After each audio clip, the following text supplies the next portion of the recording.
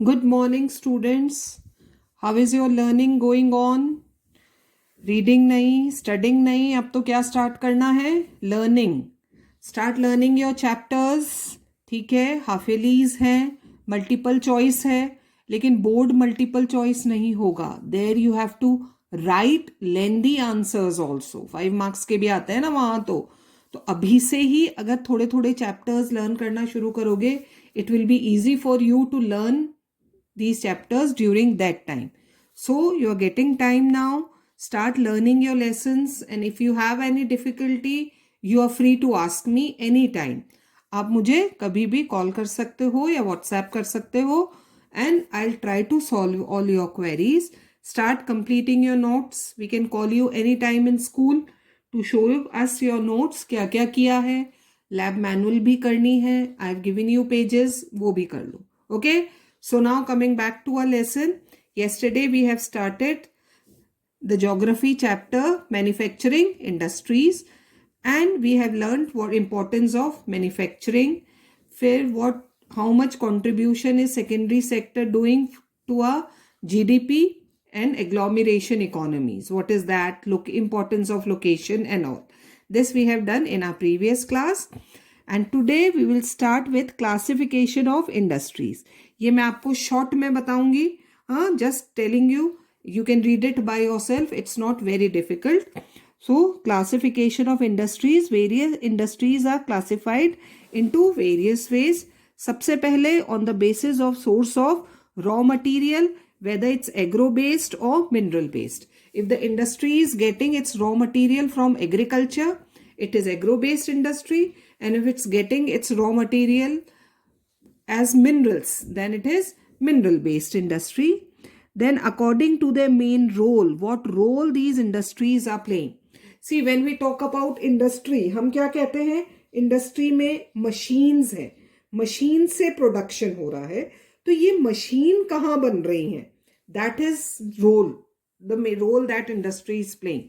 Some industries are making machines. वो metal तैयार कर रही हैं जिससे मशीन्स बनती है. Iron and aluminium and all, steel, ये सब भी तो किसी इंडस्ट्री में बन रहा है. तो that is their main role. They are basic industries जहां पर मशीन्स तैयार हो रही हैं. दैट इज बेसिक इंडस्ट्री और की इंडस्ट्री. और फिर उन मशीन्स पर वो गुड्स रेडी हो रहे हैं which we are buying from the market. तो वो इंडस्ट्रीज कहलाती हैं consumer industries. Then on the basis of capital investment, how much investment is made in that industry, according to that it is divided into two: small scale industry and large scale industry. तो small scale और ये जो difference है capital का, ये याद रखना है बच्चों. How much is that difference? It's given there ₹1 crore. इससे ज्यादा का जो इन्वेस्टमेंट है that is large scale industry, और इससे कम का जो है that is small scale industry. तो you need to remember this. 1 crore से ज्यादा और कम, small scale and large scale industry. Then on the basis of ownership, this we have read in economics also. Who is the owner of the industry? Public sector owned by the government, private sector owned by the individual or group of directors, joint sector which has both the public sector and the private sector. Partnership होती है. That partnership can be 30-70, 50-50, 60-40, कुछ भी हो सकती है. But that is joint sector. And the last is cooperative sector. Economics में जब हम पढ़ रहे थे money and credit, there I have explained cooperatives. क्या होते हैं कॉपरेटिव्स? जो प्रोड्यूसर्स होते हैं रॉ मटेरियल के, they share all the raw material, और फिर वो एक छोटी इंडस्ट्री सेट करते हैं where they start producing goods. That is known as cooperative sector. And last, based on the bulk and weight of raw material and finished good. इस हिसाब से इंडस्ट्री डिवाइड होती है. हैवी इंडस्ट्री है जैसे iron and steel industry, या जहां पर मशीन्स और मिनरल्स यूज हो रहे हैं. हाँ, हैवी है उनका रॉ मटेरियल. और लाइट इंडस्ट्रीज वो हैं जहां ज्यादातर लाइट गुड्स या कंज्यूमर गुड्स प्रोड्यूस किए जाते हैं. तो this was a short description of classification of industries.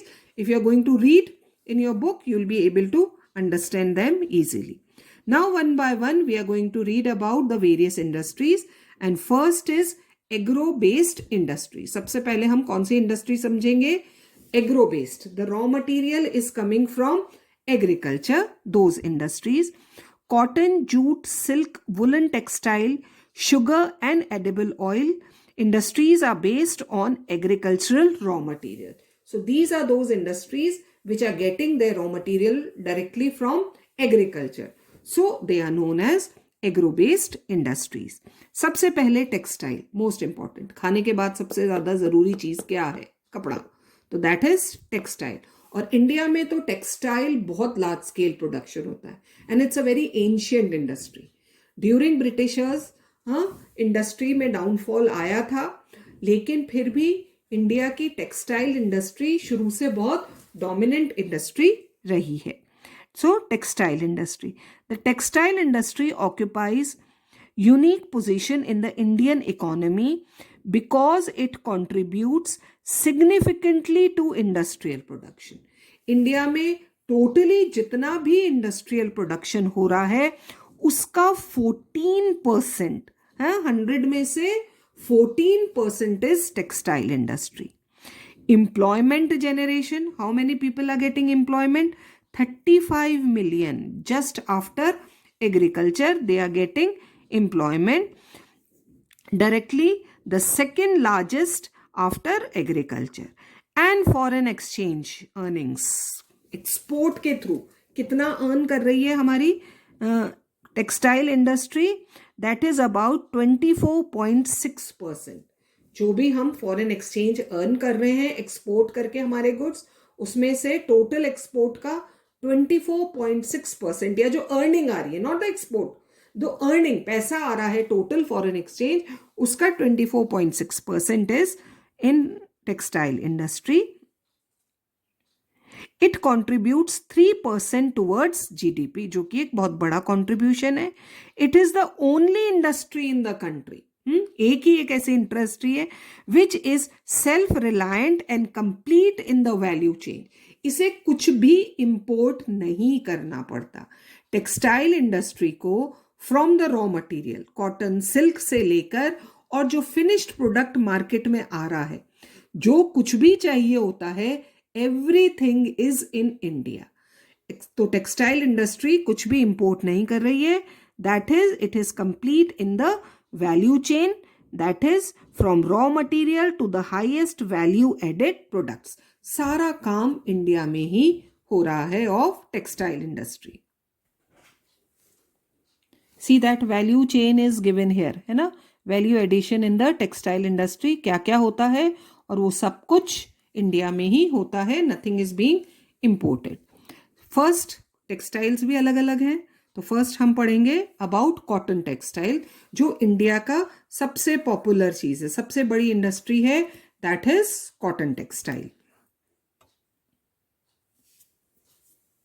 In ancient India, cotton textile was produced with hand spinning, हाथ से बनती थी, and handloom weaving techniques. वो जो करघा होता था उस पर कपड़ा बनाया जाता था. और ये तो बहुत पुरानी है ना, क्लॉथ तो सबसे पुरानी चीज़ है अलॉन्ग विथ फूड. और इंडिया में ये क्लॉथ एंशियंट टाइम से बन रहा है. After the 18th century, power looms, पहले क्या थे? हैंडलूम्स. और फिर 18th century के बाद with the introduction of electricity, power looms came into use. Our traditional industries suffered a setback during the colonial period when Britishers were ruling over India. तब हमारी textile industry में एक downfall आया. जो भी Britishers ने पॉलिसीज अडॉप्ट करी वो सब कुछ इंग्लैंड ले जाते थे. तो यहाँ हमारी टेक्सटाइल इंडस्ट्री में बहुत डाउनफॉल आया because they could not compete with the mill made cloth from England. यहाँ स्टिल हैंडलूम, और जबकि इंग्लैंड से आ रहा था machine made cloth, तो उस समय they were unable to sell their products. But that was pre-independence time. As on 30 November 2011, if you have any book have data after that, just let me know. As on 30 November 2011, there were 1000, ये 1946 नहीं है, ये 1946 cotton and human made fibre textile mill in the country, इतनी mills हैं India में. About 80% of these are in private sector and rest in the public or cooperative sector. Khadi जहां बनाई जाती है. Apart from these, there are several thousand small factories with 4 to 10 looms. छोटी छोटी small scale industry भी है जहां पर ज्यादातर हैंडलूम, हैंडमेड क्लॉथ बनता है. In the early years, the cotton textile industry was concentrated in the cotton growing belt. शुरू में क्योंकि रॉ मटेरियल मिलता था तो इंडस्ट्री लगनी भी कहाँ शुरू हुई सबसे पहले, महाराष्ट्र एंड गुजरात, तो वहीं लगती थी. अब it has decentralised but starting the cotton industry was concentrated in Maharashtra and Gujarat. क्यों थी ये? अवेलेबिलिटी ऑफ रॉ कॉटन, क्योंकि कॉटन ग्रो हो रहा है. मार्केट, जहां पर प्रोडक्ट बेचा जा सकता है. ट्रांसपोर्ट, क्योंकि सी पोर्ट था तो goods can be easily exported, है ना. Accessible port facilities. Labour is densely populated states हैं. लेबर और moist climate. These were the factors why cotton textile industry was concentrated in Maharashtra and Gujarat. They contributed towards its localisation. This industry has close links with agriculture. बहुत सारी चीजें agriculture से आ रही हैं इसमें. And provides a living. देखो, सबसे पहले farmers who are growing cotton, then comes cotton boll pluckers. ये भी एक टेक्निक है. Everybody can't pluck out that boll from the cotton flower, तो वो होते हैं उन्हें. And workers engaged in ginning, जो उसकी धुनाई करते हैं. स्पिनिंग, जो थ्रेड बना रहे हैं. Weaving, who are making cloth, then dyeing, coloring, designing, packaging, tailoring and sewing. तब जाकर एक रेडीमेड गारमेंट आप तक पहुंचता है. तो देखो, so many thousands of people, कितने हाथों में जा रहा है, from the farmer who's growing that cotton to sewing, last industry जहां पर वो रेडीमेड गारमेंट रेडी हो रहा है. So many people are engaged in this industry. The industry, by creating demands, supports many other industries. अब ये एक textile industry और बहुत सारी इंडस्ट्रीज को काम दे रहे हैं, जैसे such as chemicals and dyes, जिससे कलर डाई किया जाता है, क्लॉथ डाई किया जा रहा है. पैकेजिंग मटेरियल्स, हाँ, जिसमें पैकेज हो रहा है. एंड इंजीनियरिंग वंस, छोटे मोटे टूल्स जो इसके लिए बन रहे हैं. तो that is cotton textile industry which is giving job to so many people. And it's a major earner, foreign exchange earner भी है हमारे इंडिया के लिए, वो हमने पढ़ा था. While spinning continues. What is spinning? अभी हमने समझा था व्हाट इज स्पिनिंग. स्पिनिंग है making thread. What is spinning children? Making thread from cotton. फिर उस धागे से कपड़ा बनता है ना. While spinning continues to be centralised in Maharashtra, Gujarat and Tamil Nadu. ये 3 स्टेट्स हैं जहां स्पिनिंग होती है. वीविंग, फिर उस थ्रेड से जो कपड़ा बन रहा है वो ऑल ओवर इंडिया में हो रहा है. Weaving is highly decentralised to provide scope for incorporating traditional skills. Variety of cloth is being made in India. उस थ्रेड से हर एरिया के, whether you go to south और नॉर्थ और ईस्ट और वेस्ट, सबके अपने अपने स्टाइल ऑफ क्लॉथ है, टाइप ऑफ क्लॉथ है, वो उस थ्रेड से बनाया जाता है. Traditional skills and designs of weaving in cotton, silk, zari, embroidery etcetera, ये सब इनकॉर्पोरेट करके क्लॉथ को वीव किया जाता है. India has world class production in spinning. Best thread, because cotton, हाँ, एग्रीकल्चर में देखा था हमने कॉटन ग्रोइंग किस तरह से होता है, और India's climate is best suited to grow cotton. Best cotton is grown, so we have best thread available. India has world class production in spinning, but weaving supplies low quality of fabric. लेकिन कपड़ा हमारे पास low quality का आ रहा है, वो international quality का नहीं है, because most of the thread is exported. But weaving supplies low quality of fabric as it cannot use much of the high quality yarn that is produced in the country. वो thread हम use नहीं कर पा रहे हैं. Weaving is done by handloom, palloom and in mills. तो यहाँ पर cloth बन रहा है उस thread से. Spinning से yarn बन रहा है, thread बन रहा है, and from that thread cloth is being weaved.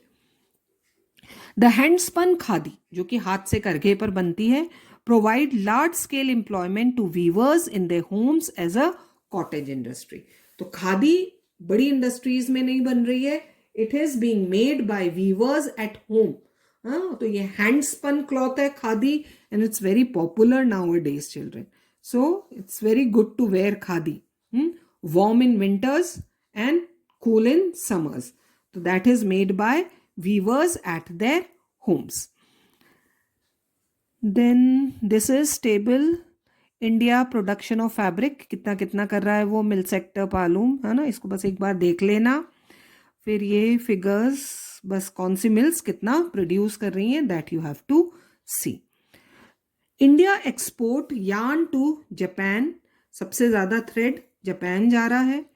Other importers of cotton goods from India are USA, UK, Russia, France, east European countries, Nepal, Singapore, Sri Lanka and African countries, जो हमसे या तो यार्न ले रहे हैं या थ्रेड खरीद रहे हैं, वो क्लॉथ खरीद रहे हैं.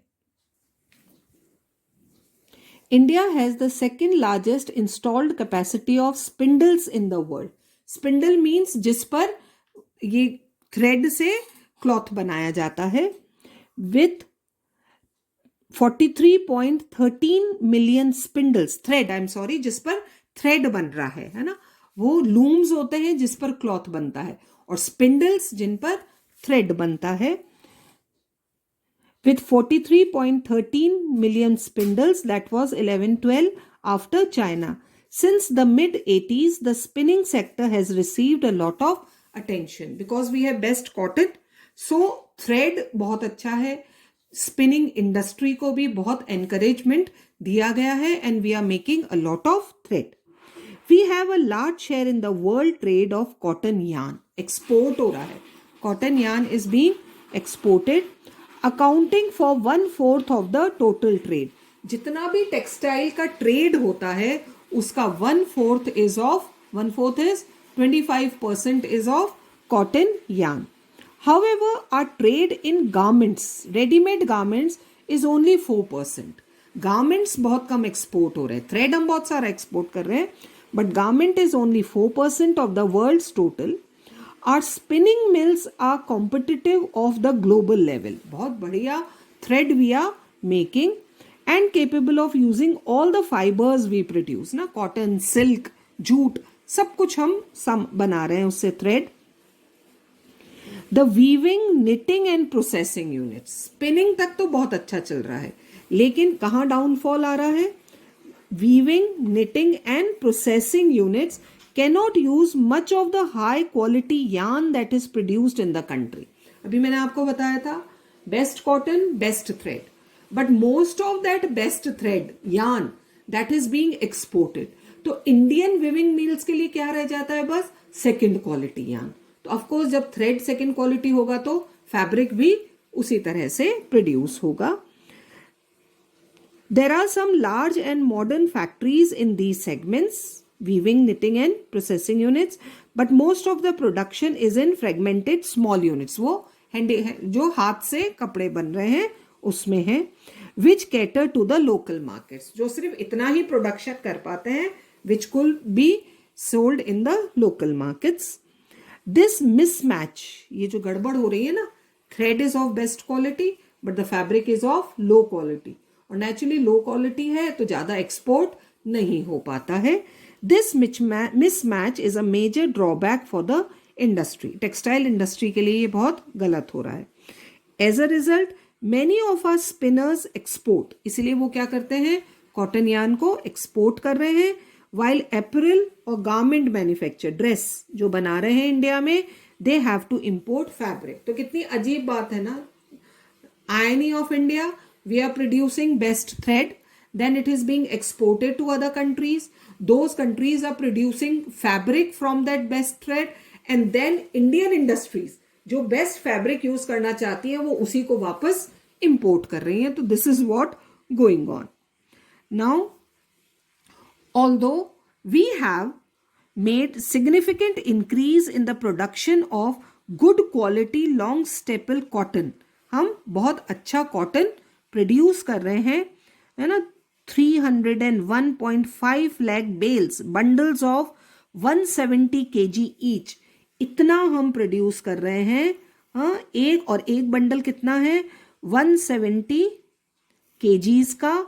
इन 2015 एंड 16 का डेटा है ये. The need to import is still felt. इतना फैब्रिक प्रोड्यूस करने के बाद भी हमें फैब्रिक इंपोर्ट करना पड़ता है. और अब ये पार्ट है, this is drawbacks, limitation of cotton industry. ये जो पार्ट हमने मार्क किया है, दीज आर लिमिटेशंस, है ना. ड्रॉबैक्स क्या है, कमियां क्या है कॉटन टेक्सटाइल इंडस्ट्री में. Power supply is irregular. हाँ, इलेक्ट्रिसिटी नहीं मिलती है.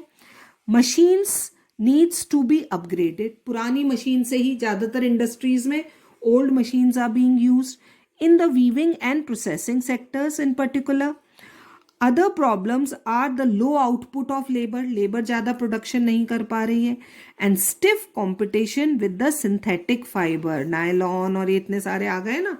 जबकि we are talking about cottage industry, cotton industry. और कॉटन इंडस्ट्री को सबसे ज़्यादा compete कौन कर रहा है? Synthetic fibre. इसकी वजह से भी कॉटन बिकनी कम हो गई है. तो these are the limitations which the cotton textile industry is facing. So this was for the day. From next class we'll start jute textile. Till then, keep reading and learning.